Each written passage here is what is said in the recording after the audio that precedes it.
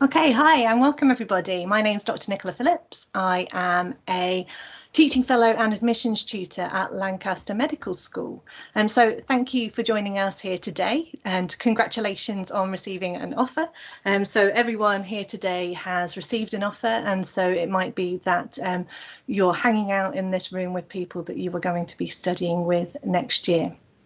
The purpose of today's talks and kind of breakout rooms and chats is to give you a bit of an idea about what it would be like to study at Lancaster, so that you can make a better informed decision.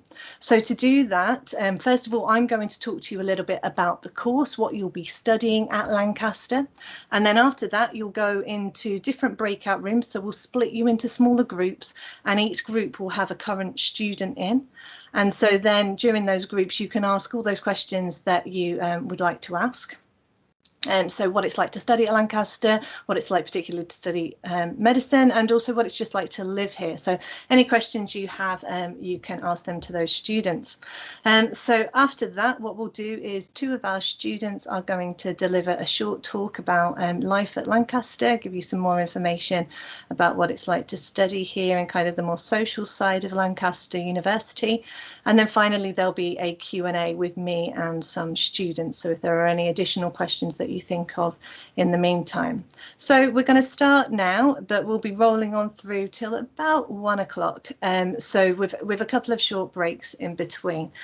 Feel free to ask questions in the chat, but what you might want to do is save your questions for those breakout rooms and then for the final session of the day, because we're going to give you lots of information in the meantime, so we might answer your questions already. Okay. So what's it like to study at Lancaster, particularly studying medicine? So if you've done your research, which you probably have, because most medical students, when they're picking their courses, are pretty thorough when they're making their choices, you'll know that we are a problem-based learning school of medicine. So we deliver our teaching through problem-based learning. And chances are you won't have studied in this way before.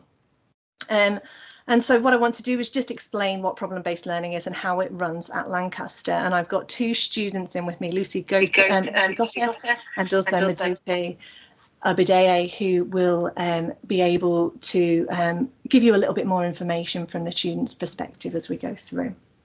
So problem-based learning, this is small group teaching where you do a lot of independent learning on your own. And by small groups, I mean between 6 to 8 students.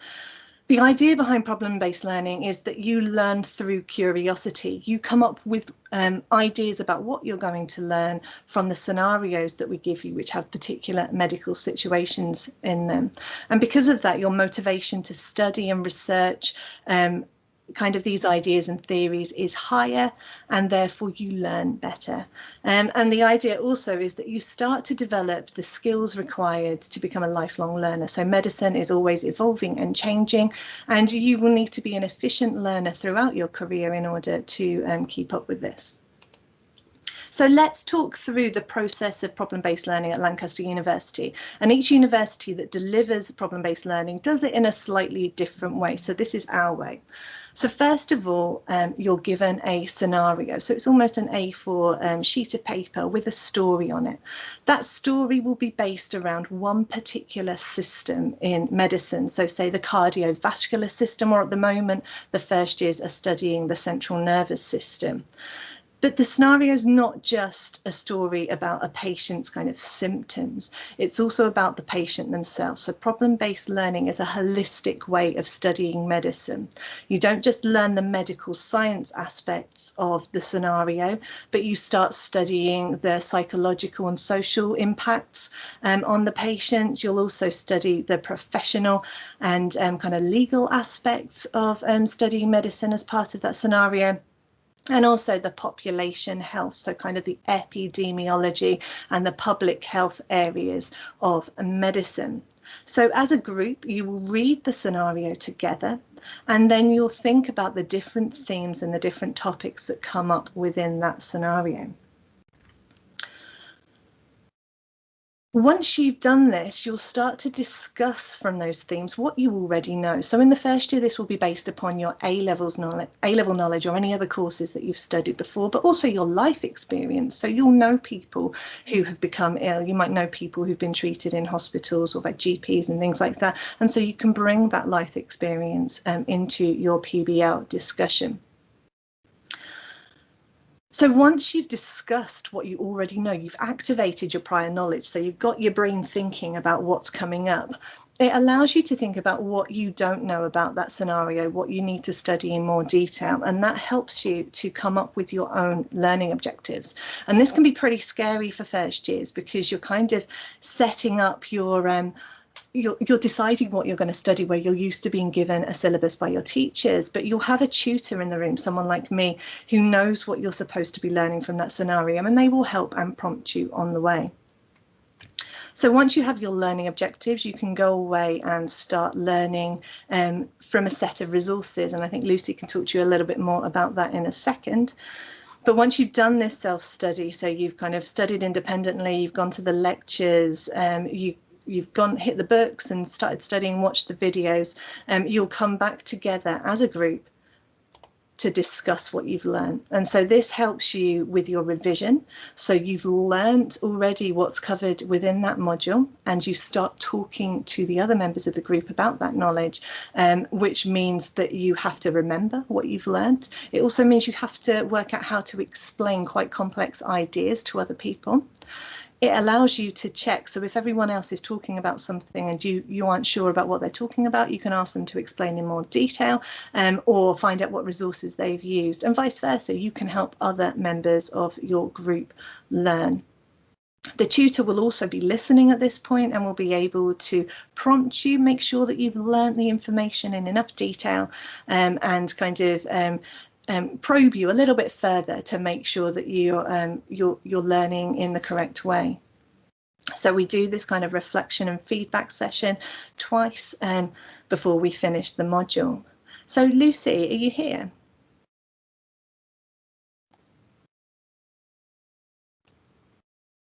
Or Madupe? Yeah, I am here. Oh, sorry, Lucy. Oh, brilliant. Hi, Lucy. So Lucy, would you mind? So Lucy is one of our first year students. So would you mind telling us a little bit more about how you found transitioning to problem-based learning? Yeah, of course.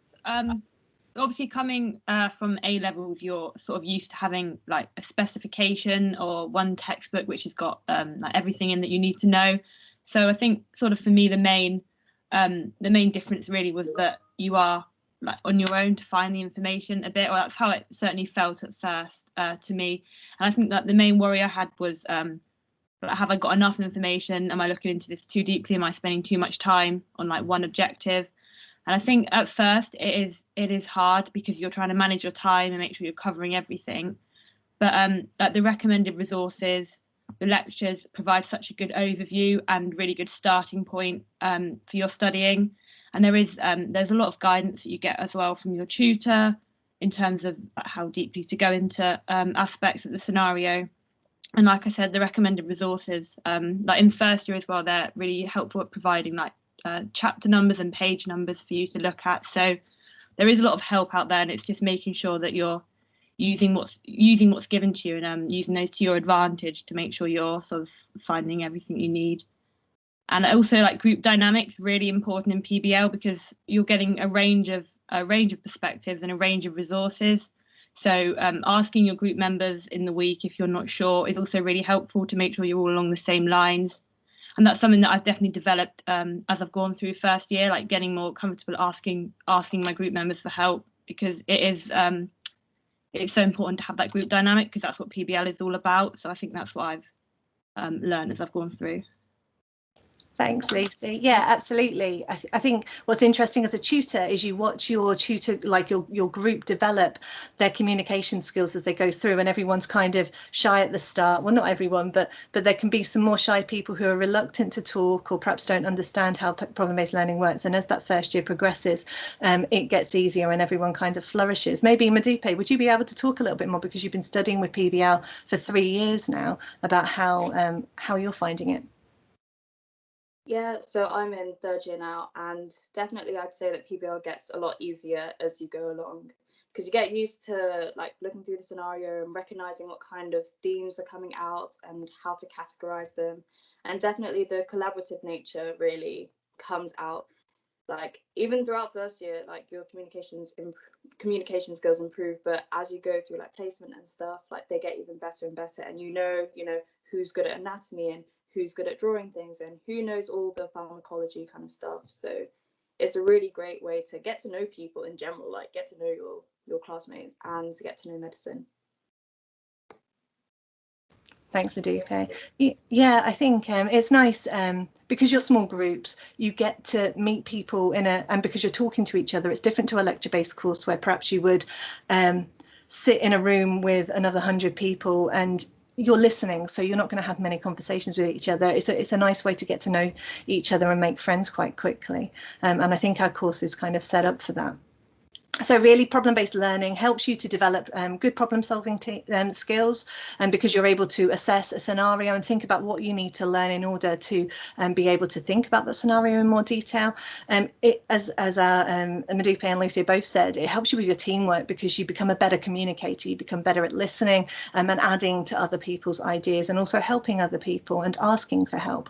And also it helps you become a really effective studier, so someone who's able to find information quickly from different resources, which is really important when you move into the later years of the course where there's more clinical practice and placements, which means you've got more things to prioritize during your week. There are more things pulling at you for your time.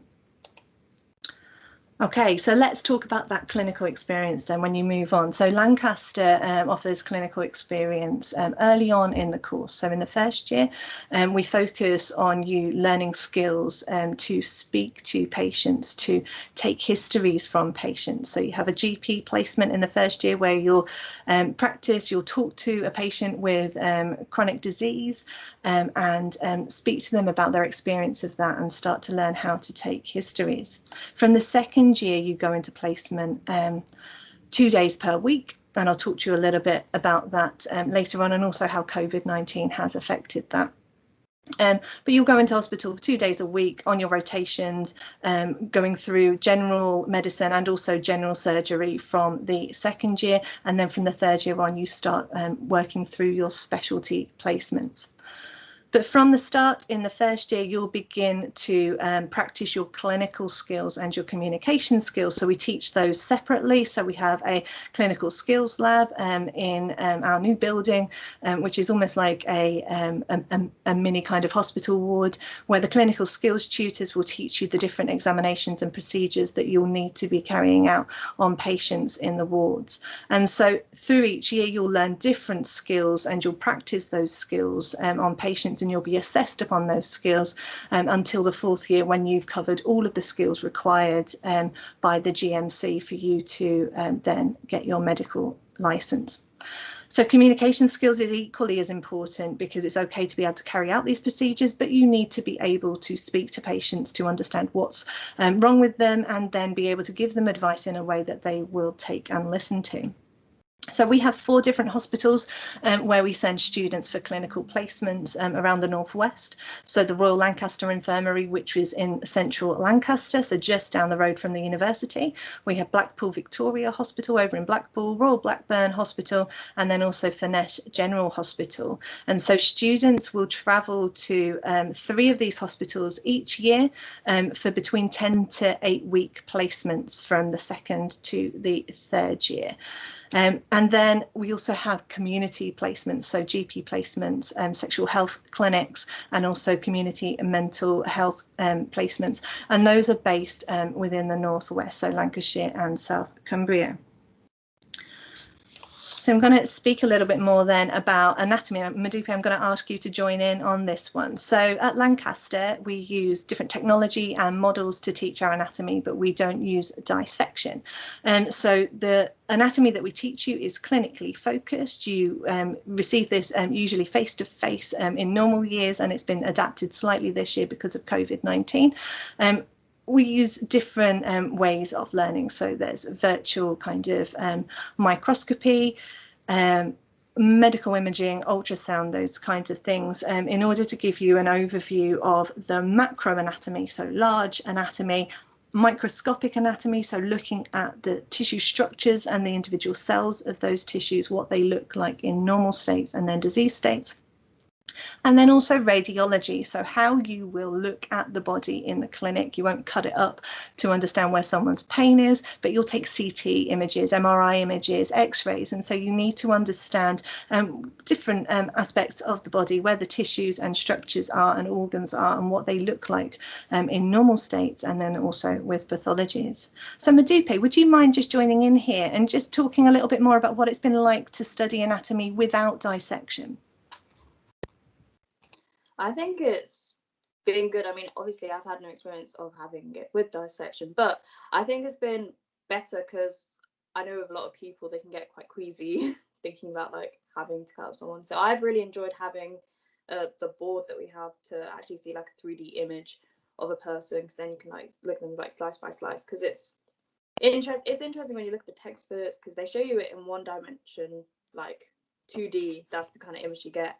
But then with the board that we have, you can actually see it in 3D, and you have models as well, so you can actually see it at all different angles, so you can recognize it. So that's been really great for the macro anatomy.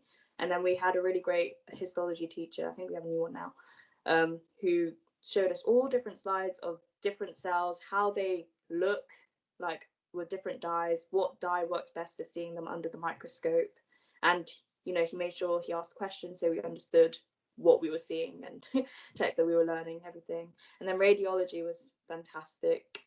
It's honestly, it's weird looking at radiology kind of scans when you first start, because it's just, okay, it's grey, it's black, it's white.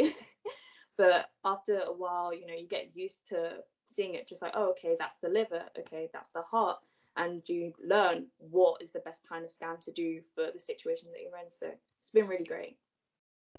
Great, thanks, Modupe. And I guess again, this is small group teaching, so you'll learn, you'll meet more people, and you'll meet more medical students this way. You work in small groups as you work around anatomy, and the anatomy that you learn in each block complements the PBL scenario that you're studying in first and second year. So you learn about the anatomy, the kind of system, whilst you're studying the system in your PBL. So everything kind of fits together, and you learn those things together. So because you can't come to visit us and have a look at our clinical anatomy suite at the moment, what we've done is we've made some videos. So if you go back to that offer holder page that we've sent you, if you scroll down to the bottom of that web page, there's a series of anatomy videos. So you can take a look about what it's like to study anatomy with us, and also have Professor Adam Taylor, who's our head of anatomy, talk you through how we teach and how that's beneficial. So I can see a few questions in the chat. I'll come back to them if we have time, but otherwise keep those questions and ask the students in your breakout room them, because they'll be able to answer them anything about the teaching. Okay, so what I'm going to do now is talk you through what it's like studying medicine at Lancaster year by year. And so first of all, what we're going to do is we're going to start off with the gateway year. So if there's any students or applicants here who have applied and been made an offer for the gateway year, let's just talk you through what that means. So this is a 1 year of study, which you mainly covering biomedical science, biochemical and chemical science at first year degree level. We've selected the modules and kind of the theory that you study to complement what you'll be studying in the first year of medicine.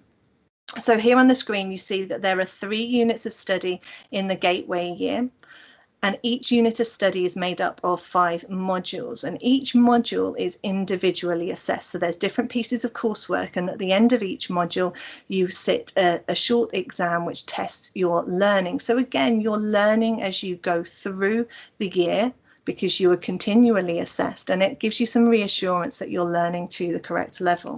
Let's look at kind of the main timetables. So we've split the terms at Lancaster into 3 terms. So Michaelmas term, which is before Christmas, Lent term, which leads us up to Easter, and then the summer term. For the gateway year, you'll take 3 modules in each block. So as we go down the screen, everything that's running along the same row, you're sitting at the same time.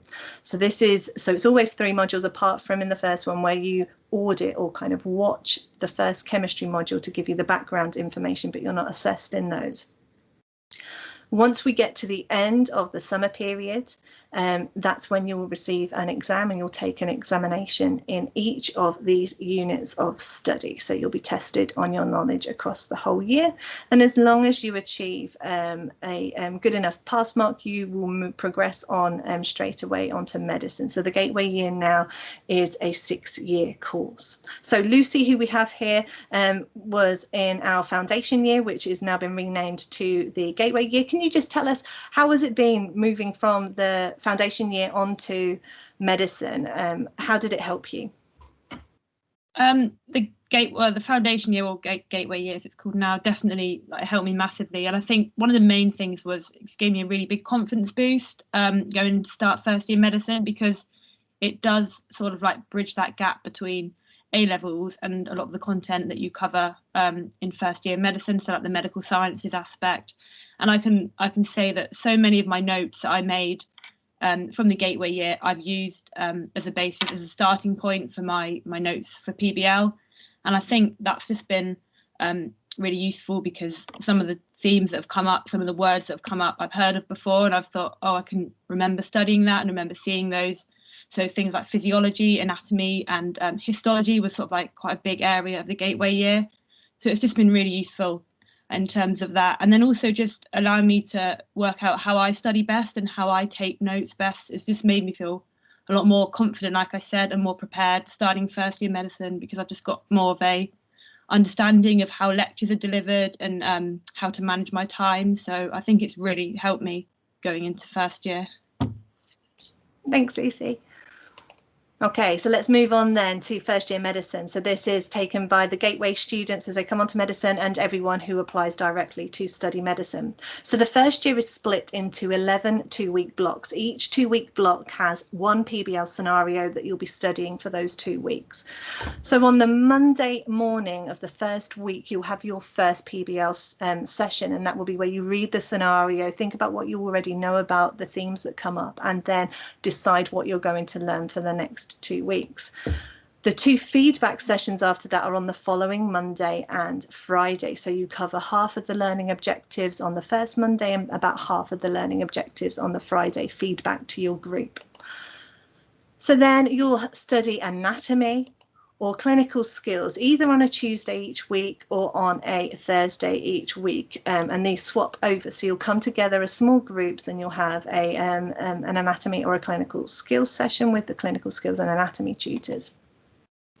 Each day there are lectures. So at the moment, because of COVID-19, this has all moved on to online. I'll talk to you a little bit more about COVID-19 and how we've changed things in a moment, but there are lectures about different aspects of that PBL scenario, covering those learning objectives. So you're not learning in isolation just from books.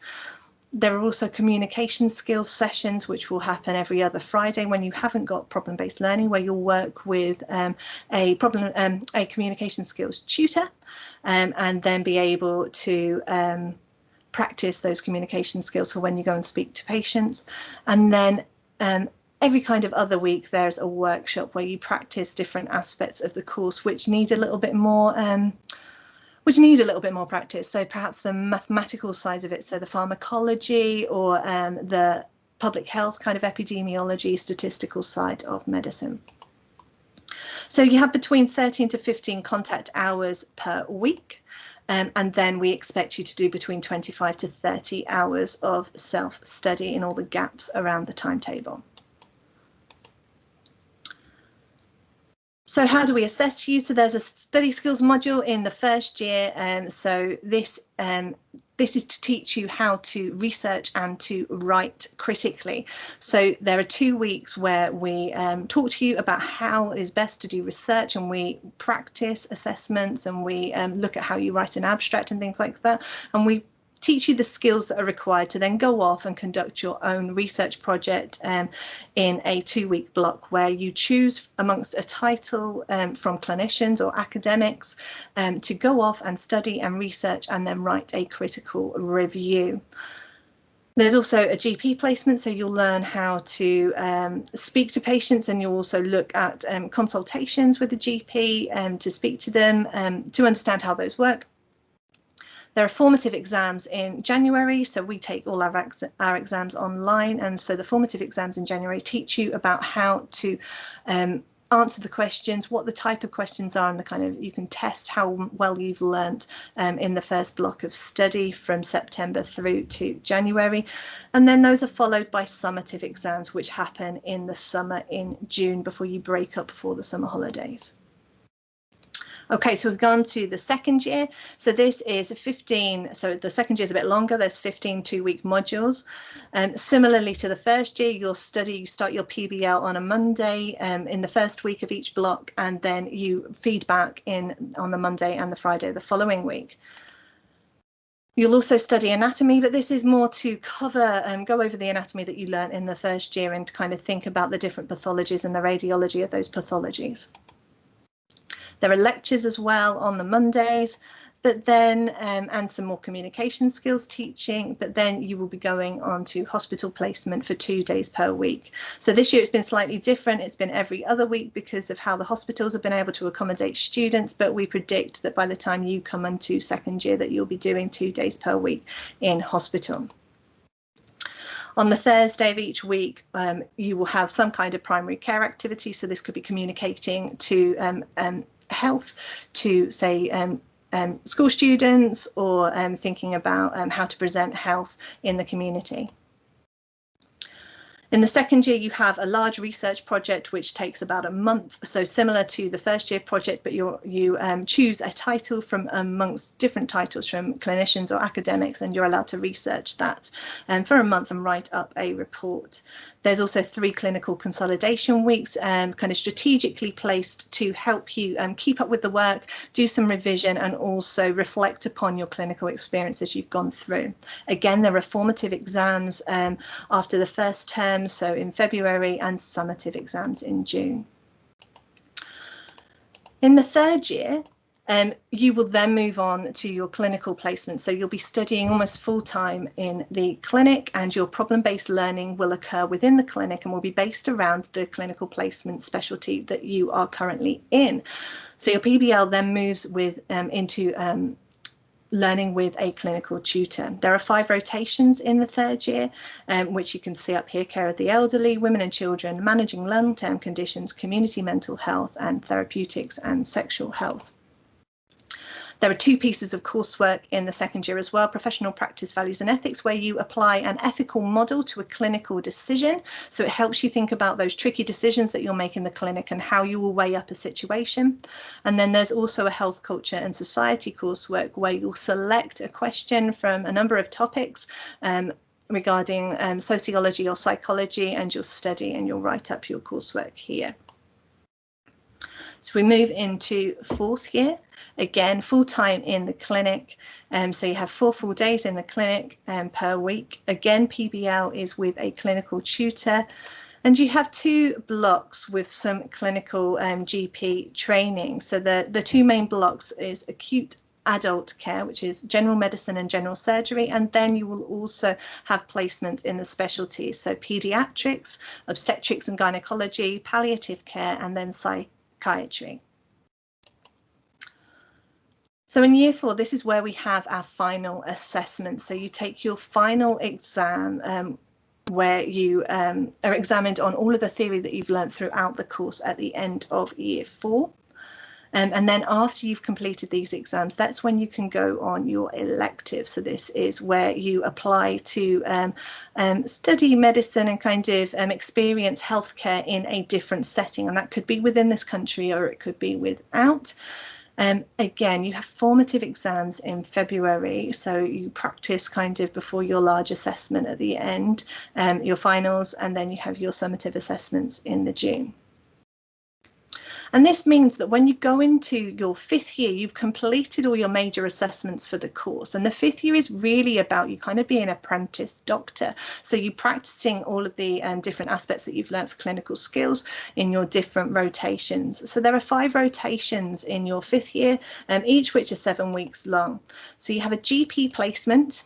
So to help you learn about community and medicine, and it's a bit more focused and a bit more in depth than your other GP placements, a placement in acute care, and then also a placement for ward shadowing. So you'll shadow an F1 who is you the next year, so that you can see what's happening and what it's going to be like when you begin working in your foundation training. There are also 2 placements which you select, so you can choose the specialty that you want to go on, and this is to help you kind of, if you've got an idea about which specialty you're wanting to move into, so that you can get a little bit more training in those particular areas. During this year, you'll have a work-based assessment, so you'll need to complete a portfolio which will be assessed before you finish and graduate from us. So finally, in terms of assessment in year 5, there are some different assessments which you'll need to undertake in order to practice medicine. So preparation for practice, there's a situational judgment test which is used to give you a grade kind of overall, which dictates where you're able to go and practice medicine the next year. There's a prescribing safety assessment which you take so that you're able to prescribe safely, and then there's the medical licensing assessment, which will be a new assessment that the GMC is bringing in. So there's a test, applied knowledge test, and also a clinical skills assessment, which is similar to what we would have run anyway at Lancaster. And then you'll apply for your foundation year training, which we'll help you with. Okay, so we're not going to go on much longer, so you can go into your breakout rooms, but I just want to talk to you a little bit about what's happened with COVID-19, as I know a lot of people are anxious about it. So we've tried to continue clinical placements at Lancaster as much as possible. Obviously, healthcare settings are under strain at the moment and are restricted. So sometimes it's been limited. So for second years at the moment, they are going into placement every other week rather than every week. And so what we've done is we've adjusted their logbook so that they aren't under any undue pressure to take more histories and things like that. We've just adjusted accordingly, and we'll make sure that everyone is able to achieve all of the clinical assessments and things that they need to do before they finish with us. Lectures have moved online mainly, delivered via Teams, and they're also recorded so students can study and watch these at different times. Our problem-based learning has been mainly face-to-face, which has meant that we have to teach in larger rooms so that we're able to social distance, but it's mainly been face-to-face, but students have had the choice as to whether or not they want to come in and do face-to-face teaching, or they'd rather do it remote via Teams. And then for anatomy and clinical skills training, it's mainly been delivered through blended learning, together when we can, but delivered online with lectures and things. And you can ask the students in the breakout rooms about this. We've had to reduce class sizes for this to allow for social distancing. So sometimes with the blended learning, that's meant that instead of watching the demonstrations and then coming back together and then practicing them together, we've asked students to watch some demonstrations by video, so that the clinical skills time when we come together is all spent with students practicing those skills. So there's ongoing uncertainty about how teaching will go, but we're hoping that we'll be able to do mainly face-to-face next year. There may be some online teaching delivered, so lectures via Teams and things like that, and we're basically preparing for both. So we're preparing for if we have to deliver some stuff online because of social distancing, but also to continue to teach in different spaces to allow our students to come together and interact with each other and their tutors. Okay, so that's got to the end of the talk. There's a bit more information that I'm going to give to you at the end. But what we're going to do now is we're going to split up into our breakout rooms. Jenny, are we about ready to do that? We're ready to go. Perfect. Okay, so what's going to happen now is Jenny is going to split everyone in attendance into different rooms, and there will be a student in that room who will be able to answer questions. So you can turn on your mics, feel free to do that, and chat to them or type into the chat.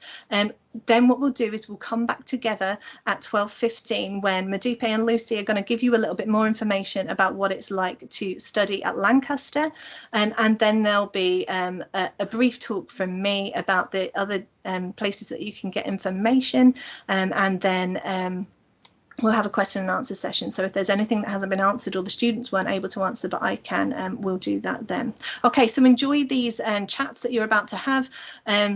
ask as many questions as you can. This is really your opportunity to learn as much as possible about what it's like to study at Lancaster. So thanks very much, guys.